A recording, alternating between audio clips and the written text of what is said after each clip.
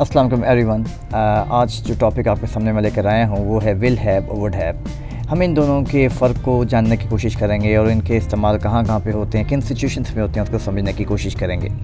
देखिए, will have के दो तरह के जो है वो यूजेस हैं। एक विल हैव का यूज़ होगा वो है ऑनरशिप के लिए, पोजेसन के लिए, कि आप कहते हैं कि मुस्तकबिल में जो आपके पास जो चीज़ आप ओन करेंगे, जो चीज़ आपके पास होगी, आप उसके लिए यूज़ करेंगे। ये बहुत सिंपल इसका यूज़ है। जैसे आप कहते हैं कि मेरे पास नेक्स्ट ईयर एक मकान होगा, आई will have a house next year. यहाँ पे एग्जांपल लेते हैं कि उसके पास अगले माह तक गाड़ी होगी, he will have a car till next month, कि उसके पास अगले माह तक गाड़ी होगी। तो ये पोजेसन को शो करता है।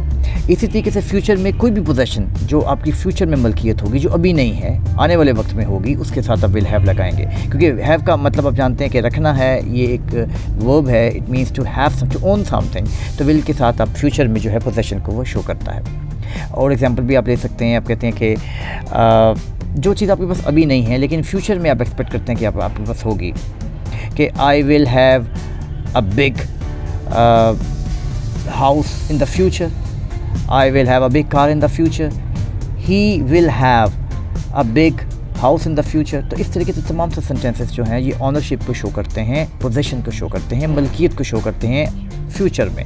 तो एक तो विल हैव का इस्तेमाल ये हो गया। दूसरा विल हैव का इस्तेमाल होता है फ्यूचर परफेक्ट टेंस के लिए, कि आप ये कहते हैं कि मैं मुस्तकबिल में ये काम कर चुका हूँगा, I will have done it in the future, कि मैं ये फ्यूचर में ये काम कर, मुस्तकबिल में ये काम कर चुका हूँगा। आप ये भी कह सकते हैं I will have done this work before he asked this to me, कि मैं इससे पहले कि वो मुझसे पूछेगा मैं ये काम कर चुका हूँगा, I will have done it before. तो इस तरीके से फ्यूचर परफेक्ट टेंस में आप ये कहते हैं कि आप इसको हम कब यूज़ करते हैं, कि मुस्तकबिल में जब आपको यकीन हो कि ये काम हो चुका होगा।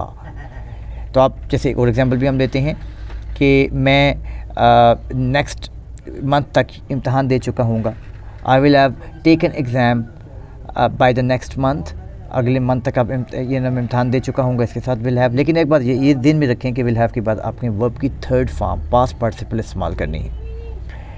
और विल हैव का नॉर्मली चूँकि ये फ्यूचर परफेक्ट है, आप इसके किसी दूसरे इवेंट के साथ कंपेयर भी करके कह सकते हैं कि एक चीज़ होने से पहले दूसरा काम। जैसे आप ये कह सकते हैं कि patient will have died before the doctor reaches, कि जो मरीज़ है वो डॉक्टर के पहुंचने से पहले ही मर चुका होगा। Patient will have died, will have passed away before the doctor reaches. लेकिन ये कि आप सेकंड जो क्लॉज है उसमें आप प्रेजेंट सिंपल टेंस का इस्तेमाल करेंगे। इसकी आप मज़ीद एग्जांपल भी ले सकते हैं। जैसे उसके आने से पहले मैं अपना काम कंप्लीट कर चुका हूँगा, I will have completed my work before he arrives. Normally इसमें एक स्टूडेंट मिस्टेक ये करते हैं कि वो इस तरह के सेंटेंसेस में जब कंपेयर करते हैं तो सेकंड क्लॉज में भी विल का इस्तेमाल कर देते हैं। जैसे I will have completed my work before he will arrive, no, before he arrives इसमें प्रेजेंट सिंपल टेंस का इस्तेमाल आपने करना होता है। एक तो ये चीज़ आप सिंपल अपनी हमेशा ज़हन में रखनी है कि विल हैव को हम फ्यूचर के लिए इस्तेमाल करते हैं। अब हम बात करते हैं वुड हैव। देखिए, वुड हैव जो है एक कंडीशनल सेंटेंसेस के लिए इस्तेमाल किया जाता है। पास्ट में हाइपोथेटिकल कंडीशंस, कि जो रियल में हुआ नहीं होता लेकिन आप एज्यूम करते हैं कि अगर ये काम होता तो मैं ऐसा करता। फॉर एग्ज़ाम्पल कि if I had studied hard, अगर मैं मेहनत करता तो मैं इम्तहान पास कर लेता, आई would have pass the exams. तो इसमें आप नोट करें कि एक हाइपोथेटिकल सिचुएशन है कि if I had studied hard, कि अगर मैं मेहनत करता, जो कि की नहीं, और उसका जो हाइपोथेटिकल कॉन्सिक्वेंस नतीजा भी बताया जा रहा है कि if I had studied hard I would have pass the exam, कि मैं एग्ज़ाम को पास कर लेता। एक बात ध्यान में रखें कि इसमें जो इफ़ जो है क्लॉज है उसके बाद हम पास्ट परफेक्ट टेंस, यानी कि आप ये कह लें कि इफ़ प्लस हैड और थर्ड फॉर्म ऑफ वर्ब, और दूसरी क्लास में जो है हम वुड हैव के बाद पास्ट पार्टिसिपल यानी कि थर्ड फॉर्म ऑफ वर्ब का इस्तेमाल हम करते हैं।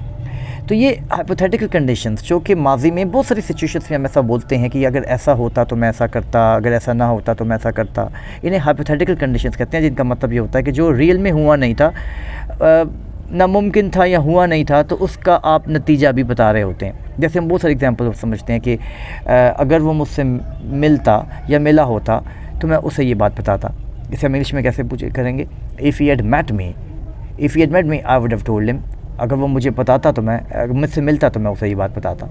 आई वुड हैव, क्योंकि थर्ड फॉर्म का इस्तेमाल आपने करना है हैड के बाद भी, वुड हैव के बाद भी। और बहुत सारी हाइपोथेटिकल कंडीशंस होती हैं कि जैसे आप कहते हैं कि अगर मेरे पास पैसा होता तो मैं बड़ी गाड़ी ख़रीदता।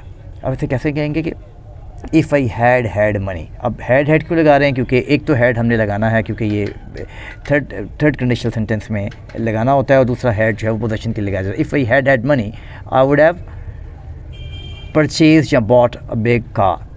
तो वुड हैव के बाद अपने थर्ड फॉर्म लगानी है, तो ये भी हाइपोथेटिकल कंडीशन है कि अगर पैसा होता तो ये होता है। इनफैक्ट ये हुआ नहीं, ये इसकी अब होने का कोई चांस नहीं है, और ये माजी में ये हाइपोथेटिकल कंडीशन के लिए इस्तेमाल होता है वुड हैव।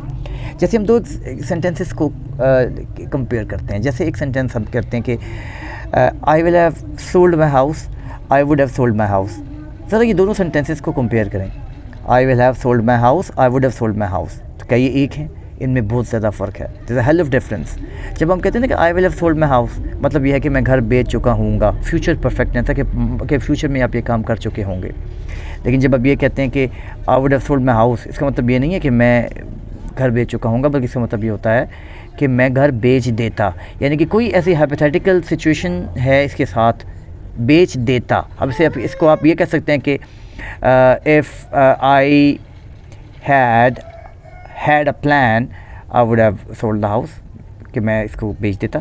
या इसी सब कुछ भी कह सकते हैं कि if I had needed money, अगर मुझे पैसे की ज़रूरत होती I would have sold the house, कि मैं घर को बेच देता। तो ये they are not same, they are different. तो आज हमने जो ये जाना है, विल हैव का इस्तेमाल एक तो पोजेशन केस के लिए होता है, ऑनरशिप के लिए होता है फ्यूचर में, और एक इसका इस्तेमाल फ्यूचर परफेक्टनेस में होता है कि एक मुस्तकबिल में हो चुका होगा, फ्यूचर परफेक्ट। और उसके बाद हम थर्ड फॉर्म इस्तेमाल करते हैं, पास्ट पार्टिसिपल। फिर हमने देखा कि वुड हैव जो है ये हाइपोथेटिकल थर्ड कंडीशनल सेंटेंस के लिए इस्तेमाल होता है, कि जब हाइपोथेटिकल सिचुएशन और फिर इसका कॉन्सिक्वेंस, उसका नतीजा, कि अगर ये होता तो मैं ये करता, अगर मैं मेहनत करता तो कामयाब हो जाता, अगर वो मुझसे मिलने आता तो मैं उससे बात करता, अगर वो मुझे दावत देता तो मैं ज़रूर जाता। तो इस तरह के जितने भी सेंटेंसेस हैं जिनमें रिग्रेट है, पछतावा हो सकता है, जिनमें ख्वाहिश हो सकती है, उसके साथ हम वुड हैव लगाते हैं और फिर थर्ड फॉर्म का इस्तेमाल करते हैं। तो बेसिक फ़र्क विल हैव और वुड हैव में ये है जो आपने समझना है। तो मेरे ख्याल से इस वीडियो में मैं सारी जो पूरी क्लैरिटी के साथ एक्सप्लेन कर चुका हूँ। अगर आपको कोई कन्फ्यूजन है तो हम उससे क्वेश्चन पूछ सकते हैं। If you like the video तो उसको काइंडली लाइक एंड शेयर करें, ताकि मैं मज़ीद इन तरह के टॉपिक पे आपके लिए वीडियो लेके आ सकूँ। Thank you.